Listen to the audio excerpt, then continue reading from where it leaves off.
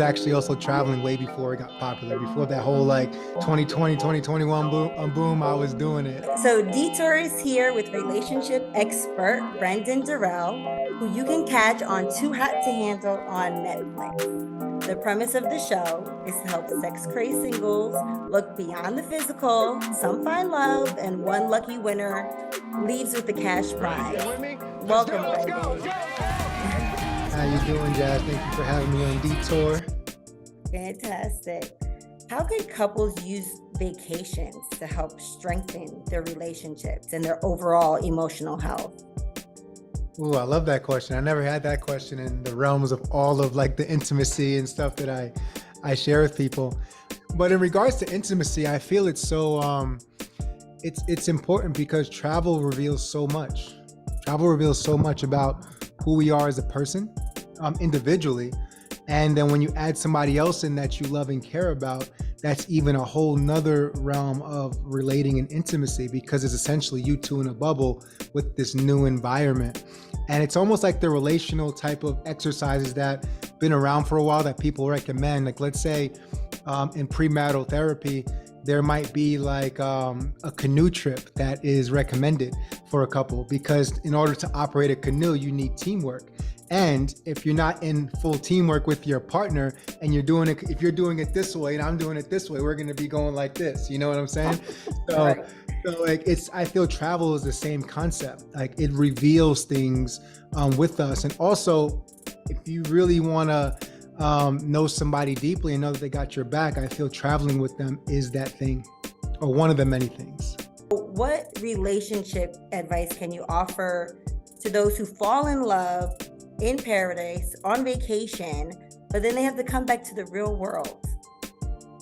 Yeah, that happens a lot. I've been in those situations too, being in amazing places, and it's like, oh my gosh, this amazing experience, and then it's over. Right. But that's why I feel it foundationally is really important to build a connection outside of sex and outside of just making love, because if I'm really vibing with somebody, it's like, yeah, we might have been intimate, we might have had a great time, but then like, what's the basis of our connection after that? If I felt the spark with your personality, with how you speak, your tones, your vibe, I'm gonna want more of that and put myself in a position to get us back in the same space eventually, to make the vacation into a real world thing for us, like going forward.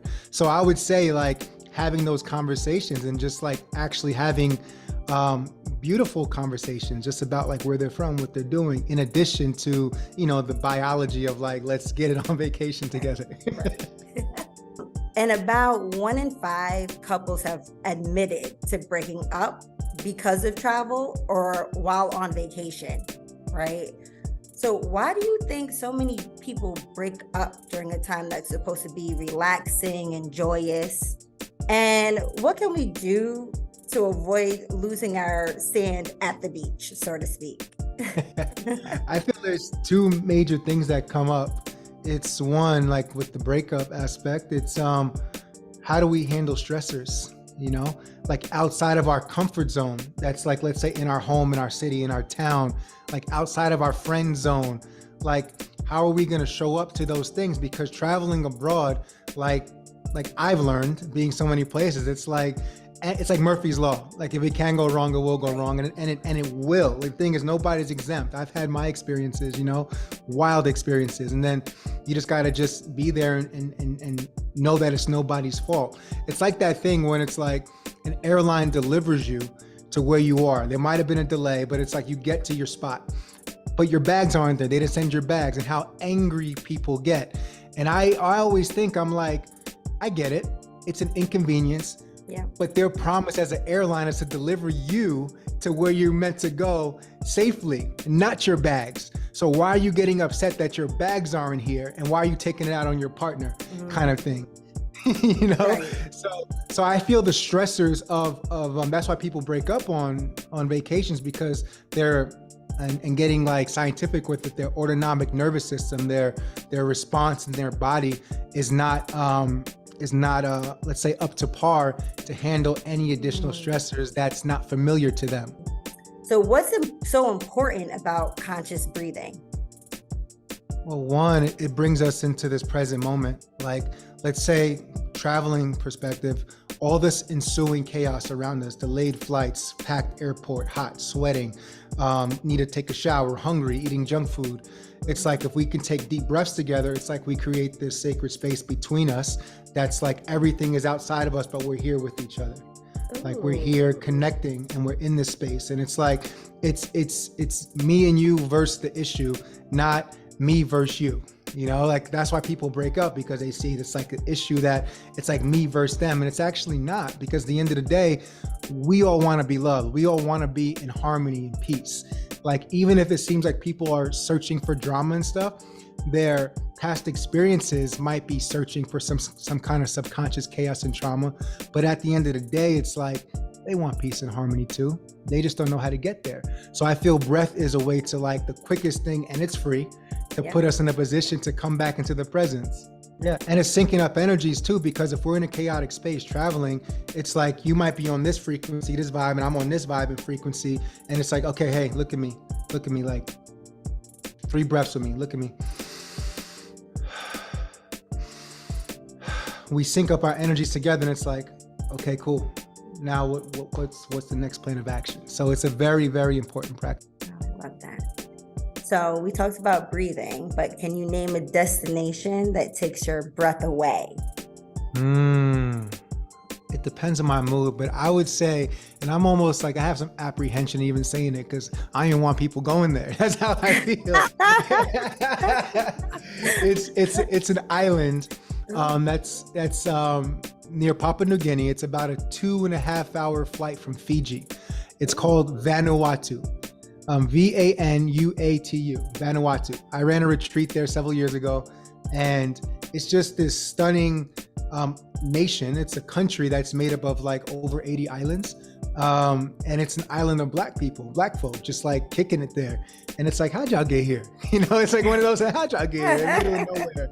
It's one of those things. So when I rock up, it's like, it's beautiful. And like how I can compare it to, it's like how I imagine Hawaii to be like 150 years ago, 200 years ago. Tourism hit it, because that island, it's not a touristic island.